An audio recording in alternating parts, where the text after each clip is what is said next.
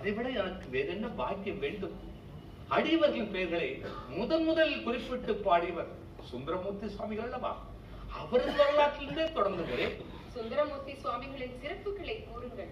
அவரது பாடல்கள் புரிந்த அற்புதங்கள் பல.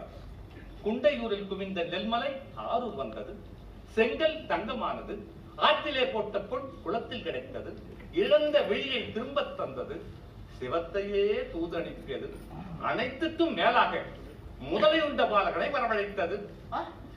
அது என்ன வரலாறு? முதலில் அதை கூறுங்கள். சுந்தரமூர்த்தி சுவாமிகள் அவிநாசிக்கு வந்தபோது ஒரு வீட்டில் கேட்ட அழுகை அந்த வீட்டின் பிள்ளை சில வருடங்களுக்கு முன் நீராடச் சென்ற போது ஏரியில் என்ற முதலை விழுங்கிவிட்டது என்பதை அறிந்தார். அவருக்கு சென்று பார்த்தபோது ஏரியில் நீரே இல்லை, அதில் முதலையும் இல்லை. ஆனாலும் அவர் அங்குள்ள அவிநாசி இறைவனை வேண்டி கரைக்கால் முதலையை பிள்ளை தரச் சொல்லு காரணையே என்று பாடினார். அப்போது